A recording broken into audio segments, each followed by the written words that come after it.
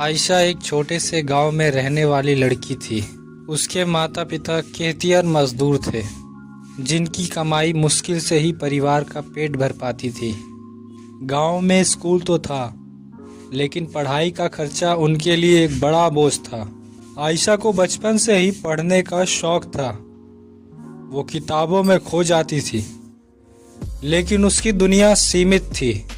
गांव में बिजली नहीं थी, इसलिए रात में पढ़ाई करना मुश्किल हो रहा था।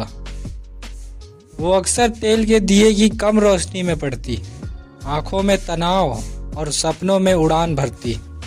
स्कूल के बाद आयशा को खेतों में काम करना पड़ता था। फसल बोती, खरपतवार उखाड़ती और कटाई करती। दिन भर की मेहनत के बाद थकी हुई वो फिर से किताबों के साथ बैठ जाती। गांव में शिक्षा का महत्व समझने वाले लोग कम थे। लोग उसकी पढ़ाई को बेकार समझते थे। किसान की बेटी को पढ़ लिख कर क्या करना है, कहते थे। लेकिन आयशा दृढ़ थी, जानती थी कि पढ़ाई ही उसका भविष्य बदल सकती है। आयशा ने कड़ी मेहनत की।